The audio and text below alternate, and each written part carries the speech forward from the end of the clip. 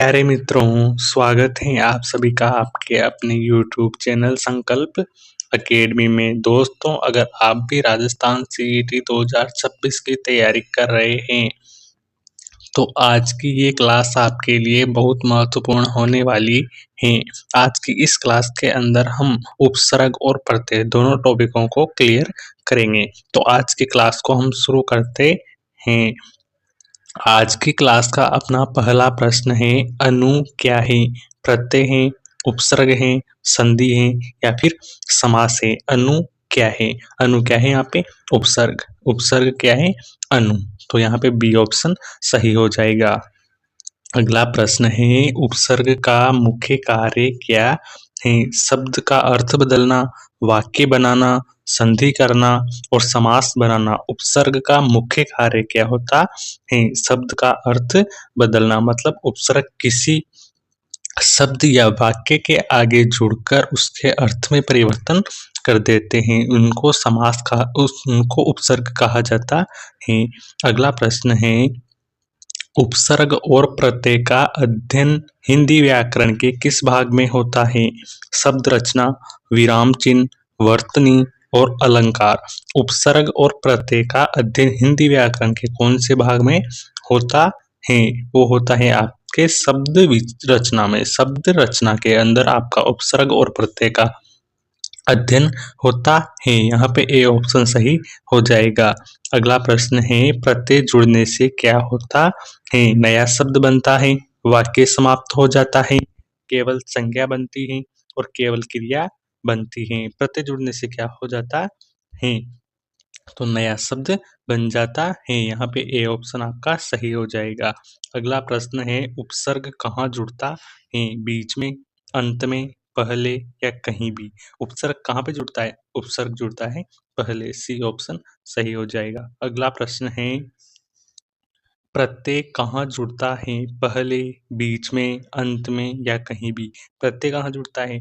वाक्य या शब्द के अंत में प्रत्यय जुड़ता है। सी ऑप्शन सही हो जाएगा।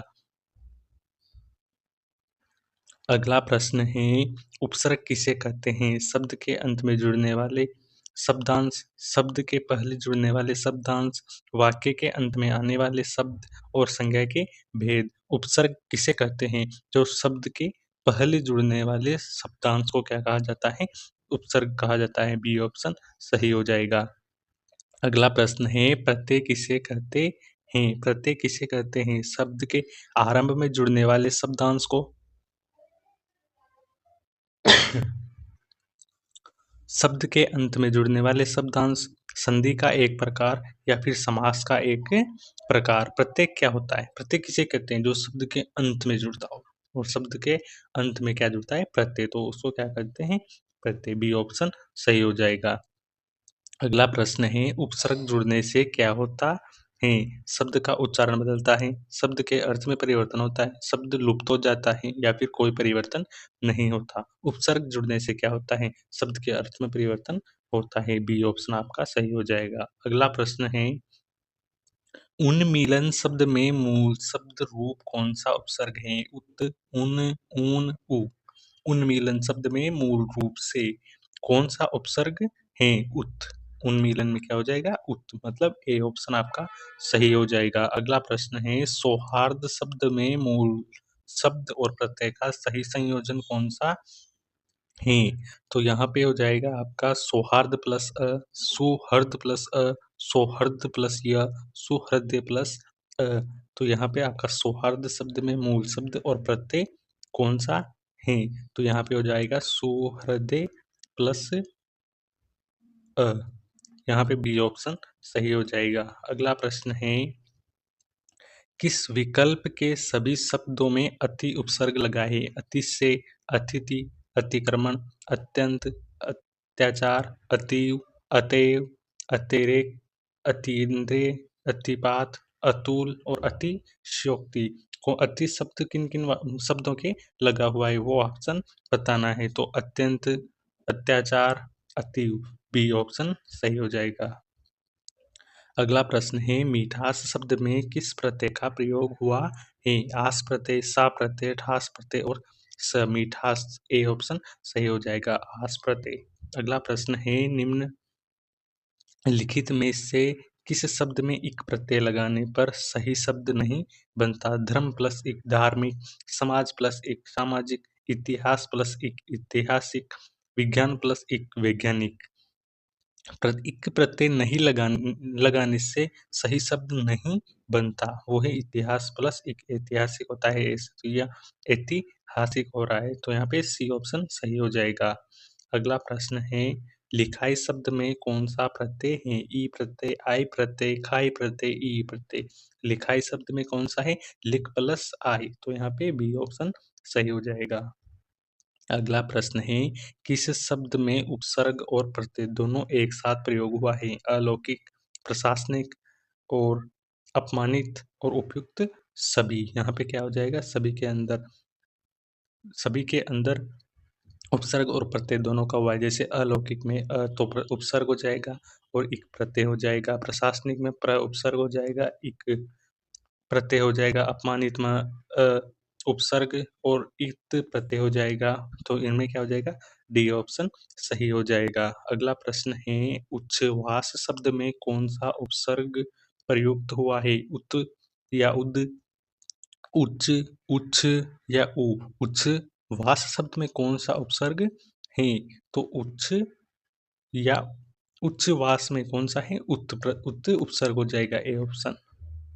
अगला क्वेश्चन है किस शब्द में नियत प्रत्यय का प्रयोग हुआ है?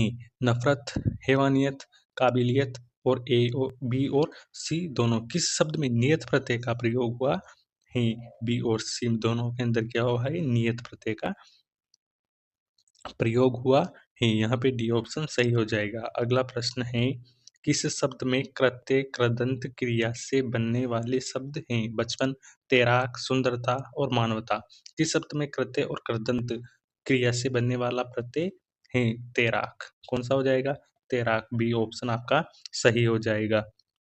अगला प्रश्न है किस शब्द में दो से अधिक उपसर्गों का प्रयोग हुआ है? दुर्व्यवहार, पर्यावरण, स्वाभिमान और अत्याचार। यहाँ पे दुर्व्यवहार हो जाएगा। क्या हो जाएगा? दुर्व्यवहार, ए ऑप्शन आपका सही हो जाएगा। अगला प्रश्न है अनुसंस्कृत उपसर्ग से बना सही शब्द कौन सा है? अनपढ़, अनजान, अनुपम, अनहोनी। अन शब्द संस्कृत शब्द से मतलब संस्कृत उपसर्ग से कौन सा शब्द बना है? अनुपम। क्या हो जाएगा? अनुपम, सी ऑप्शन सही हो जाएगा। अगला प्रश्न है अन्वेषण शब्द का सही उपसर्ग और मूल शब्द विभाजन क्या है? अन प्लस वेषण, अनु प्लस ऐषण, अनु प्लस ऐषण, अनु प्लस वेषण। अन्वेषण शब्द का सही उपसर्ग मूल शब्द क्या है? तो यहाँ पे हो जाएगा आपका बी ऑप्शन सही, अनु प्लस ऐषण। अगला प्रश्न है किस शब्द में इष्ट प्रत्यय का प्रयोग हुआ है? गरिष्ठ, बलिष्ठ, कनिष्ठ और उपयुक्त सभी। सभी के अंदर इष्ट जो प्रत्यय है उसका प्रयोग हुआ है, डी ऑप्शन आपका सही हो जाएगा। अगला प्रश्न है अत्यंत शब्द में कौन सा उपसर्ग प्रयुक्त हुआ है? अत, इति, अत्ते। अत्यंत शब्द में कौन सा उपसर्ग प्रत्यय हुआ है? सी, अति उपसर्ग। अगला प्रश्न है किस शब्द में दुर उपसर्ग का प्रयोग नहीं हुआ? दुर्जन, दुर्बल, दुर्दशा और दुकान। किस शब्द में दुर उपसर्ग का प्रयोग नहीं हुआ? दुकान के अंदर किसका प्रयोग नहीं हुआ? दुर उपसर्ग का प्रयोग, डी ऑप्शन आपका सही हो जाएगा। अगला प्रश्न है अन उपसर्ग से बना शब्द कौन सा है? अनपढ़, अनादर, अनुज और अनुकरण। अन शब्द उपसर्ग से बना शब्द कौन सा है? अनादर, बी ऑप्शन आपका